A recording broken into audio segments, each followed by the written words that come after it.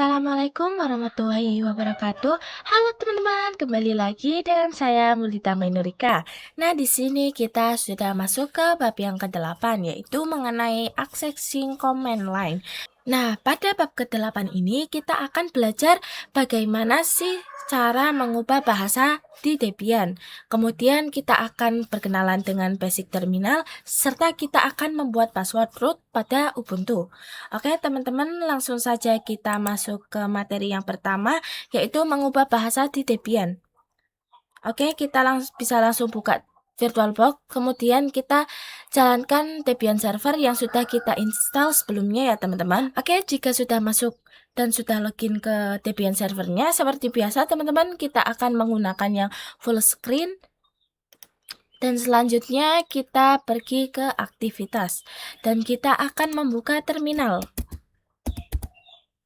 Di sini kita klik saja teman-teman. Nah, di terminal inilah kita akan mengubah bahasanya. Di sini teman-teman bisa lihat di sini harinya itu Sabtu 13 Februari ya teman-teman. Di sini kita masih menggunakan bahasa Indonesia. Kita akan mengubahnya ke bahasa Inggris. Oke, untuk mengubah bahasanya kita terlebih dahulu masuk ke root dulu teman-teman. Kita bisa menggunakan perintah su kemudian enter. Nah, pada saat proses instalasi kita sudah membuat dua password nih. Yang satu untuk server, yang satu untuk root. Dan di sini kita masukkan password yang dibuat untuk root. Ketika kita masukkan passwordnya, itu tidak akan terlihat teman-teman. Jadi akan terus seperti ini. Jika sudah masukkan passwordnya, kita bisa enter. Nah, di sini kita sudah masuk ke rootnya. Oke, langsung saja kita akan mengubah bahasanya menggunakan perintah sudo dpg/reconfigure, kemudian lokalis ya teman-teman. Setelah itu kita bisa enter. Nah, maka itu akan muncul seperti ini, teman-teman. Dan kalau kalian dari bahasa Inggris ingin mengubah ke bahasa Indonesia, kalian bisa cari kodenya yang ini, teman-teman. ID UTF/8 UTF/8 ya, teman-teman. Karena di sini kita menggunakan bahasa Indonesia, kita akan mengubahnya menjadi bahasa Inggris. Kita bisa cari kodenya yang ini, teman-teman. IN/US.UTV/8 ya teman-teman. Oke, di sini merah-merahnya kita arahkan di yang US bahasa Inggris, dan untuk memilihnya kalian bisa klik spasi saja ya teman-teman. Nah, itu akan otomatis muncul seperti bintang-bintang teman-teman. Kemudian kita enter. Di sini kita bisa arahkan kursor ke yang Inggris, kemudian enter. Selanjutnya kita akan mengubahnya di pengaturan teman-teman. Kita pergi ke aktivitas, kita ketik, karena kita menggunakan bahasa Indonesia, jadi kita ketik pengaturan ya teman, kemudian buka. Oke teman-teman, jika sudah buka pengaturan, kalian pergi ke bawah, kemudian kalian pilih yang sistem ya teman-teman, kemudian pilih yang wilayah dan bahasa yang ada tanda benderanya. Nah, kemudian di layar masuk, di sini kita akan mengubah bahasanya. Oke, di sini kalian disuruh untuk masukkan password administrator. Nah, di sini kalian bisa masukkan password dari root kalian. Kemudian kita langsung saja masukkan, kemudian autentifikasi. Dan di sini kita pilih yang English. Oke, kita pilih. Begitu juga di bagian yang akun Anda, kita klik. Kemudian kita pilih yang English. Kemudian kita pilih. Oke, jika sudah kita akan merunning ulang kembali Debian servernya teman-teman. Kita bisa power off. Dan kita akan merunning ulang Debian servernya. Nah, setelah kita masuk, teman-teman bisa lihat sendiri di bagian atas saat kita mengubah ke bahasa Inggris, maka itu akan ditampilkan pada bulannya terlebih dahulu. Ini seperti di sini Februari 14 ya teman-teman. Oke lah, kita akan langsung login, masukkan password, kemudian enter. Nah, saat kita sudah masuk, maka itu akan muncul pemberitahuan seperti ini teman-teman. Dan itu menandakan apakah kita mau mengubah nama file dari yang sebelumnya ke yang bahasa sekarang. Di sini kita akan mengupdate saja untuk nama filenya teman-teman. Kita pilih yang update names. Nah, sudah teman-teman, kalian bisa lihat sendiri. Oke teman-teman, kita lanjut ke materi yang 2, yaitu mengenai pengenalan basic terminal. Jadi basic terminal itu konfigurasi dasar atau perintah-perintah dasar yang sering digunakan pada OS Linux. Jadi sebelum kita mempelajari perintah-perintah yang cukup rumit, kita harus mengetahui dan mempelajari perintah-perintah dasar biar kita nantinya tidak bakal kebingungan ya teman-teman. Oke teman-teman, kita langsung saja pergi ke VirtualBox, kemudian kita jalankan Debian servernya. Di sini saya sudah jalankan teman-teman. Kemudian kita langsung pergi ke sini, kemudian kita pergi ke terminal. Kita klik teman-teman. Nah, mulai dari sini lagi kita akan memperkenalkan mulai dari penamaan-penamaan yang ada di sini teman-teman. Di sini terdapat nama di sebelum add, kemudian ada tanda lengkung dan tanda seperti dolar ya teman-teman. Oke, kita mulai dari yang pertama. Kita mulai dari nama yang sebelum tanda add ini teman-teman. Jadi itu adalah nama yang digunakan sebagai username yang sudah biasa untuk kita login teman-teman.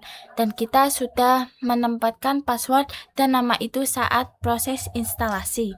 Lalu apa sih yang dimaksud dengan nama setelah tanda add ini? Oke, jadi itu adalah hostname atau penamaan jaringan.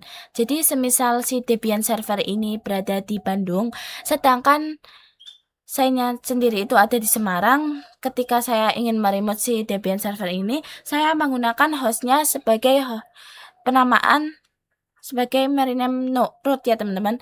Jadi saya akan meremote nama Dita ini, kemudian masukkan IP address-nya. Oke, dan di sini akan memberitahukan kepada kalian bagaimana cara mengecek username kalian. Kita bisa menggunakan perintah wami teman-teman, kemudian kita enter. Nah, di sini sudah muncul username saya itu Dita ya teman-teman. Dan di sini kita juga bisa mengecek hostname kita dengan perintah hostname ctl ya teman-teman. Kemudian kita bisa enter. Di sini sudah muncul seperti ini. Di sini ada icon name-nya, chassis machine ID, dan di sini ada chassis. Nah, chassisnya itu virtual machine ya teman-teman, karena kita menginstal sebuah virtual machine. Jadi kalau semisal kita menginstal di peringkat aslinya nih atau di device, maka chassisnya itu bisa saja berbeda ya teman-teman. Dan di sini karena kita menginstal menggunakan VirtualBox, maka virtualisasinya Oracle ya teman-teman. Kalau kita menginstalnya VMware, maka virtualisasinya akan berbeda lagi teman-teman. Oke teman-teman, kita bisa meng-clear saja, kemudian kita enter.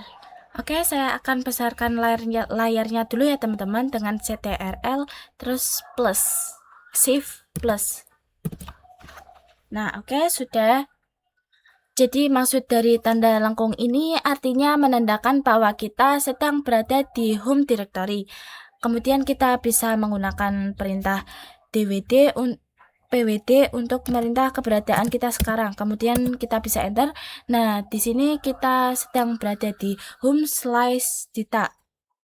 Oke, selanjutnya saya akan mencoba untuk masuk ke directory lain. Kita menggunakan cd /etc. Nah, ini adalah perintah untuk masuk ke directory etc teman-teman. Kemudian kita bisa enter. Nah, maka kalian bisa lihat sendiri tanda lengkungnya itu sudah hilang ya teman-teman, karena kita sudah tidak lagi di directory home. Nah, di sini kita sudah masuk di directory etc. Kemudian kita masuk kembali ke directory home. Kita bisa menggunakan perintah cd /home/ masukkan username kita, kemudian enter. Nah, tanda lengkungnya sudah ada kembali teman-teman, karena kita sudah ke directory home kembali.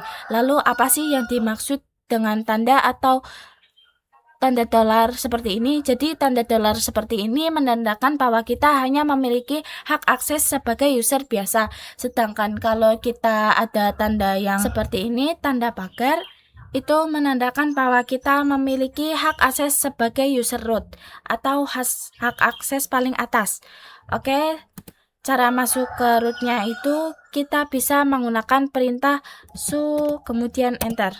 Nah, ingat kembali teman-teman, saat proses instalasi kita memasukkan dua password, yang satu untuk server dan yang satunya lagi untuk root. Kemudian kita akan memasukkan password untuk rootnya, dan di sini saat memasukkan passwordnya itu tidak akan kelihatan ya teman-teman passwordnya. Kemudian kita bisa enter. Nah, kalian bisa lihat sendiri lambang dolarnya itu sudah hilang. Terdapat di sini yang pagar saja ya teman-teman. Di sini menandakan bahwa kita sudah mendapatkan hak akses untuk root. Oke, kalian bisa lihat sendiri. Di sini tidak ada tanda lengkungnya seperti ini. Itu menandakan bahwa saya sudah nggak berada lagi di directory home. Lalu kenapa nih kalau nggak ada di directory home, kenapa di sini masih ada tulisan home-nya? Jadi teman-teman, itu menandakan kalau home directory di user biasa dan di directory di root itu berbeda ya teman-teman. Kita akan masuk ke directory-nya, di home directory-nya root. Di sini kita bisa menggunakan perintah cd spasi / root. Kemudian kita bisa enter. Nah, kalian bisa lihat sendiri tanda lengkungnya sudah ada lagi ya teman-teman, dan itu menandakan kalau saya sedang berada di home directory-nya root. Oke, dan untuk keluar dari root itu kalian bisa menggunakan exit saja. Kemudian kita enter.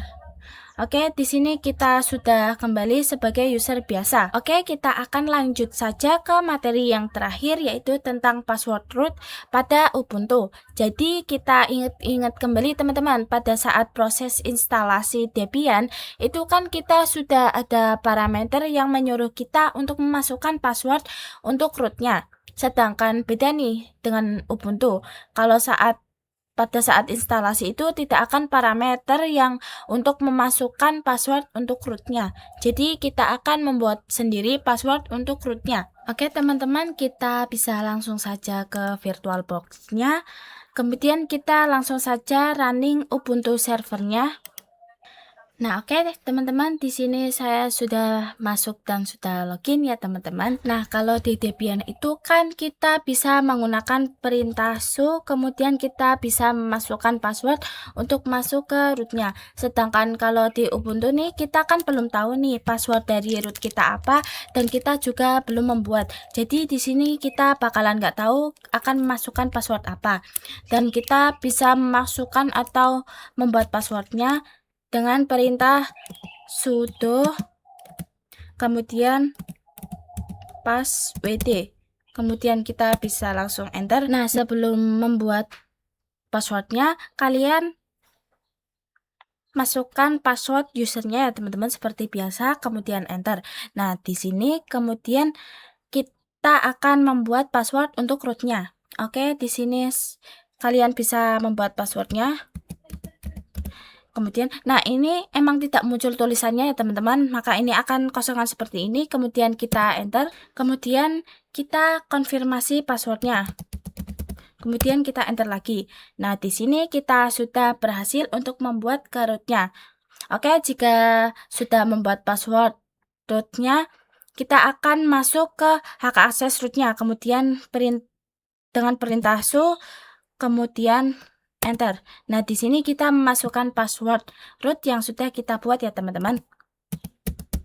Kita ketik kemudian kita enter teman-teman. Oke, di sini saya masih berada di home/dita dan saya akan masuk ke rootnya dengan cd spasi / kemudian root. Kemudian kita enter. Nah, di sini saya sudah masuk ke hak akses rootnya. Dan oke, saya rasa cukup saja untuk pertemuan kita kali ini. Mohon maaf dan terima kasih banyak sudah menonton. Sampai jumpa di video selanjutnya. Bye-bye. Wassalamualaikum warahmatullahi wabarakatuh.